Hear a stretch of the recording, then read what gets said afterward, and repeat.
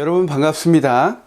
코비드로 멈췄던 세상이 올해부터 좀 풀리기 시작했습니다. 하지만 내년에는 또 다른 경제 위기가 올 거라고 하는 소식 속에서 우리는 이 연말을 보내고 있습니다. 어렸을 때에는 왜 내 세대는 이런 일이 계속 생기는 걸까 하고 생각했지만 시간이 지나다 보니 원래 그런 세상이었습니다. 되려 매번 이런 환경을 이길 수 있는 힘을 주시는 분을 알게 된 것을 감사해야 함을 깨닫게 되었습니다. 저는 오늘 잘 풀리지 않는 하지만 풀어야 할 질문이라는 제목으로 함께 말씀을 나누고자 합니다. 여러분은 2023년 계획을 세우고 계십니까? 매번 반복되는 새 결심 속에서 혹시 매너리즘에 빠져 있지 않으신가요? 매년 그랬던 것처럼 그렇게 또 한 해가 가겠지 하는 생각 속에 계시지 않습니까? 전 최근에 오래전에 나왔던 책 목적이 이끄는 삶이라는 책을 다시 한번 살펴보게 되었습니다. 여러분도 익히 잘 아시는 책이라고 생각됩니다. 이 책을 굳이 강조하지 않더라도 우리가 흔히 계획을 세우기 앞서 먼저 생각해야 할 단어가 목표, 이 목적이 아닌가 싶습니다. 오늘은 연말을 맞아서 내 인생의 의미를 다시 한번 생각해보는 그런 귀한 시간이 되시기를 바랍니다. 먼저 성경 말씀 골로새서 1장 16절 말씀을 살펴보도록 하겠습니다. 만물이 그분 안에서 그분으로 말미암아 창조되었습니다. 곧 하늘에 있는 것들이나 땅에 있는 것들이나 눈에 보이는 것들이나 보이지 않는 것들이나 보좌들이나 주권들이나 권력들이나 권세들이나 온 우주의 모든 것들이 그 아들로 말미암아 창조되었고 그 아들을 위해서 창조되었습니다. 여러분, 제가 이 말씀을 먼저 살펴본 이유는 이 자리에 계신 여러분 대부분은 이 사실을 인정하고 믿으시는 분들이라는 것을 상기시켜 드리기 위함입니다. 같은 말씀을 몇 절 더 살펴보도록 하겠습니다. 요한복음 1장 3절 말씀인데요. 만물이 그로 말미암아 지은 바 되었으니 지은 것이 하나도 그가 없이는 된 것이 없느니라. 히브리서 1장 2절 말씀입니다. 이 아들을 만유의 상속자로 세우시고 또 그로 말미암아 모든 세계를 지으셨느니라. 고린도전서 8장 6절 말씀입니다. 또한 한 주 예수 그리스도께서 계시니 만물이 그로 말미암고 우리도 그로 말미암아 있느니라. 여러분, 이 말씀들로 우리를 정의해 보면 다음과 같습니다. 나의 근원, 시작은 예수 그리스도시다. 여러분, 참 간단하지만 중요한 명제입니다. 하지만 단순히 이 사실을 믿는 것만으로는 부족합니다. 믿고 따르는 것이 중요한 것입니다. 그 사실을 인정하는 것은 귀신들도 한다고 야고보서에서 이야기하고 있습니다. 야고보서 2장에서는 아브라함의 예를 들고 있는데요. 21절 말씀입니다. 우리 조상 아브라함이 그 아들 이삭을 제단에 바칠 때에 행함으로 의롭다 하심을 받은 것이 아니냐. 이 말씀은 아브라함 믿음의 진실성을 그의 모습으로 입증했음을 강조하고 있습니다. 우리는 그리스도인으로 산다고 하지만, 믿는다고 하지만 정작 우리의 근원 되신 예수 그리스도 없는 계획에 익숙해져 있지는 않는지 이 저녁 생각해 보아야 하겠습니다. 그래서 이 시점으로 우리의 목표 설정을 시작하고자 하는 것입니다. 나의 근원, 시작은 예수 그리스도이시다 라는 이 명제 말입니다. 우리가 잘 아는 대표적인 무신론자 버틀란드 러셀이 있습니다. 이 사람은 정말 이 표정에서처럼 무엇인가 심각하게 골몰하며 살았던 사람인 것 같습니다.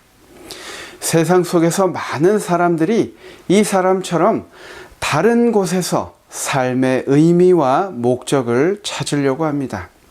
정말 수많은 고행과 시행착오를 거쳐서 그것을 얻으려고 합니다. 그 목적이 없이는 자신의 삶이 너무 무의미함을 깨닫기 때문입니다. 때로는 술과 쾌락으로 그것을 잊고 세상의 헛된 즐거움으로 그것을 못 본 척 하려 하지만 결국은 공허한 자신을 발견하게 됩니다. 그래서 이 무신론자인 버틀란드 러셀이 이렇게 이야기합니다. 신이 있다고 가정하지 않는 한 삶의 목적에 대한 질문은 무의미하다. 그렇습니다. 우리가 이 무신론자처럼 하나님이 없다, 절대자는 없다라고 생각하며 사는 사람조차도 그 결론은 신이 있다고 가정하지 않는 한 우리는 아무 목적이 없다. 그 질문도 무의미하다라고 이야기할 수밖에 없는 것을 발견하게 될 것입니다. 제가 처음 드린 질문, 다가오는 한 해 나는 무엇을 해야 하는가? 2023년의 목표는 무엇인가? 혹시 여러분의 내년 계획이 아직까지 선명하지 않았던 것은 그 계획이 나를 향해 있기 때문이 아닐까요? 나만을 위해서, 내 가정만을 향해 있기 때문에 그런 것은 아닐까? 이 저녁 한번 생각해 보게 되었으면 좋겠습니다. 나에게 초점을 맞추면 해답을 찾을 수 없습니다. 요한복음 1장의 말씀 다시 한번 살펴보도록 하겠습니다. 만물이 그로 말미암아 지은 바 되었으니 지은 것이 하나도 그가 없이는 된 것이 없느니라. 그 안에 생명이 있었으니 이 생명은 사람들의 빛이라. 빛이 어둠에 비추되 어둠이 깨닫지 못하더라 라고 이야기합니다. 혹시 우리가 그 빛을 간과한 채 우리의 계획을 세우고 있기 때문이 아닐까요? 세상의 여러 성공을 위한 자기계발서에는 이렇게 이야기합니다. 당신의 꿈을 생각하라. 명확히 생각하라. 무엇을 잘하는지 파악하라. 목표를 높게 설정하고 이루기 위해서 노력하라. 그리고 그 꿈을 다른 사람과 공유하라. 절대 포기하지 말라. 모두 자기 중심적으로 그것을 이루라고 이야기하고 있습니다. 그렇게 해야 세상에서 성공할 수 있다고 이야기하고 있습니다. 당신이 원하는 게 무엇이고 그것을 위해 부단히 채찍질하면 그것을 이룰 수 있다고 이야기하고 있습니다. 하지만 그 끝에 허무함이 기다리고 있었던 저와 여러분의 경험이 있지 않습니까? 과연 그 성공은 무엇을 위한 성공입니까? 여러분, 우리가 오늘 저녁 나누고 있는 이 삶의 목적이란 단순히 행복이나 가정이나 또 직업이나 야망보다 큰 그 무엇인 것입니다. 여러분, 이 땅에 살고 있는 이유를 알고 싶지 않으십니까? 그렇다면 모든 생각은 하나님으로부터 시작되어야 합니다. 왜냐하면 그분의 목적에 의해서, 그분의 목적을 위하여 우리는 창조되었기 때문입니다. 다시 한번 골로새서 1장 16절 말씀을 보겠습니다. 만물이 그분 안에서 그분으로 말미암아 창조되었습니다. 우리가 그렇게 창조되었습니다. 곧 하늘에 있는 것들이나 땅에 있는 것들이나 눈에 보이는 것이나 보이지 않는 것들이나 보좌들이나 주권들이나 권력들이나 권세들이나 온 우주의 모든 것들이 그 아들로 말미암아 창조되었고 그 아들을 위해서 창조되었습니다. 그래서 욥은 이렇게 이야기합니다. 살아 숨쉬고 있는 모든 것들의 생명은 전부 다 그분의 손 안에 있고 뭇 사람의 목숨 또한 그분 손에 달려 있다네. 여러분, 그분이 만드셨습니다. 그렇기 때문에 그분께서 주시는 목적을 우리가 찾아야 하는 것입니다. 여러분, 여기에 한 신기한 물건이 있습니다. 이 물건의 용도는 무엇일까요? 여러분 한번 맞춰보시겠습니까? 생긴 것은 참 깔끔하고 예쁘게 생겼는데 이걸 어디에 쓸 수 있을까? 제가 답을 보여드리겠습니다. 무엇이죠? 옆에 보니까 도장이 찍혀 있습니다. 바로 이것은 인감 도장입니다. 하지만 중요한 인감 도장을 함부로 찍지 못하게 하기 위해서 번호키를 맞춰야만 도장을 찍을 수 있는 그런 신기한 기능을 가진 인감 도장입니다. 하지만 이 참 신기한 기능을 만든 사람이 알려주지 않으면 그저 립스틱 같은 그냥 스틱에 지나지 않습니다. 땅과 집을 팔 때 없어서는 안 될 귀중한 역할이 있음에도 말입니다. 또 한 물건을 보여드리겠습니다. 여러분, 이것이 무엇일까요? 전자기기처럼 생기기도 했고 어떤 분은 이것이 아주 비싼 쓰레기통이 아닐까 생각하는 분들도 있을 것입니다. 이것은 바로 프로젝터입니다. 최근에 한 회사에서 만든 아주 선명하면서 기울어진 벽면이나 천장이나 쏘기만 하면 정사각형을 정확히 만들어서 선명하게 정보를 보여주는 프로젝터인 것입니다. 가족, 친구들과 함께 즐거운 시간을 보낼 수 있고 또 중요한 정보들을 효과적으로 나눌 수 있는 그런 역할이 있음에도 불구하고 빈 깡통처럼 사용될 수도 있는 것입니다. 우리가 그 목적을 알지 못한다면 말입니다.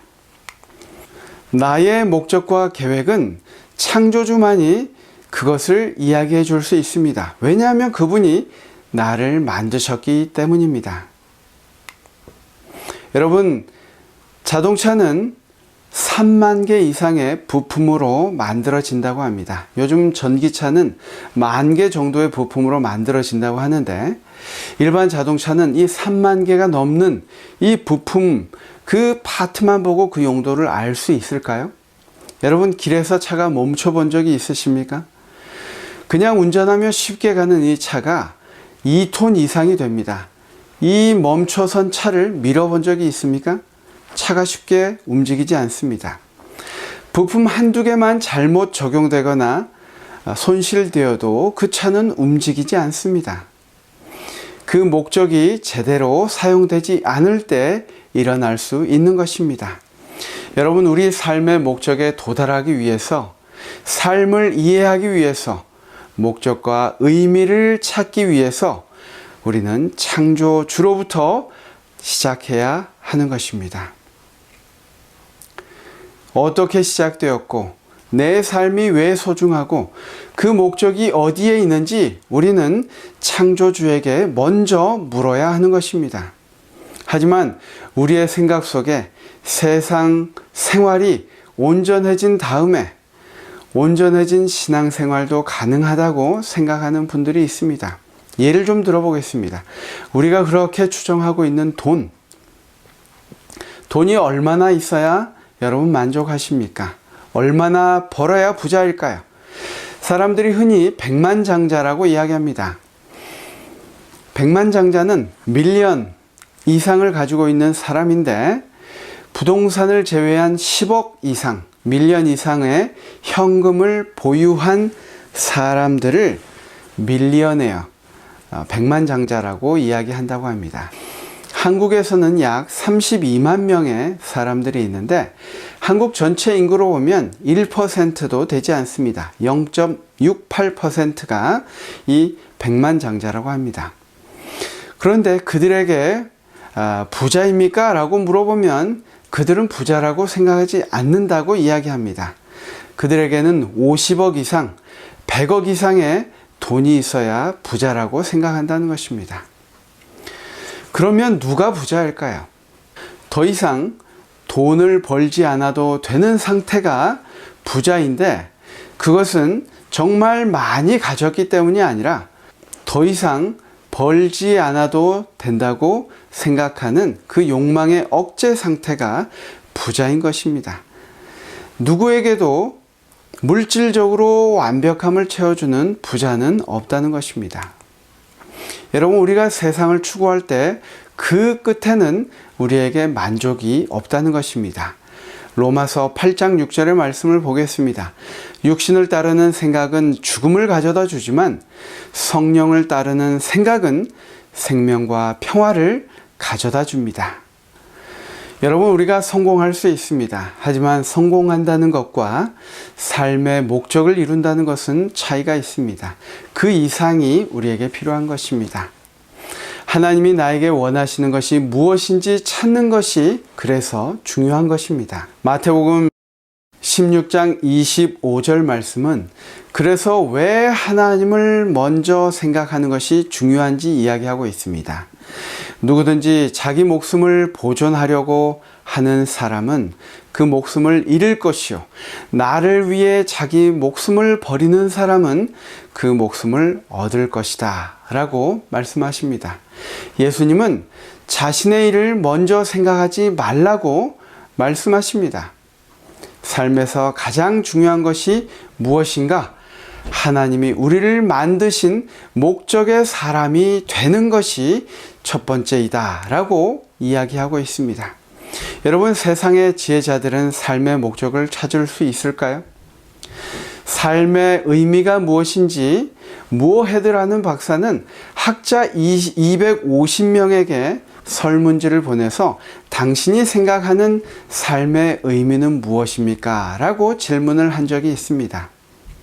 자신의 생각에 따라 답변을 보내온 사람들이 있었습니다. 하지만 그 학자들도 대부분 아는 것이 없다라고 답변을 했거나 당신이 만약에 답을 발견하면 반드시 나에게 연락을 주기 바랍니다 라고 답변을 했다는 것입니다. 여러분, 우리는 계시를 통해서 하나님의 말씀을 통해서 우리의 삶의 목적을 찾는 지혜로운 사람이 되어야 할 것입니다. 고린도전서 2장 7절, 10절의 말씀입니다. 우리가 말하는 지혜는 하나님의 신비롭고 비밀스러운 지혜입니다. 하나님께서는 시간이 시작되기도 전, 곧 영원 전부터 우리의 영광을 위해 이 지혜를 미리 정하시고 감추어 두셨습니다. 그렇습니다. 하나님께서는 성령을 통해서 우리에게 이 지혜를 드러내 보여주셨습니다. 모든 것을 살피시는 성령께서는 하나님의 가장 깊은 비밀스러운 경륜까지도 다 살피시는 분이십니다.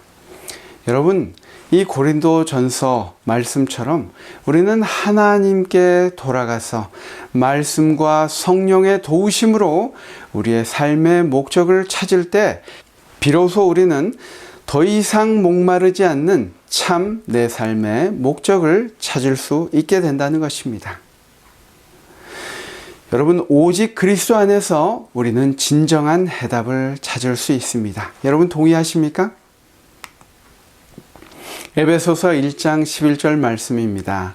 모든 것을 자신이 원하시는 뜻대로 행하시는 하나님께서는 미리 예정하신 자신의 계획에 따라 그리스도 안에서 우리를 상속자로 삼으셨습니다.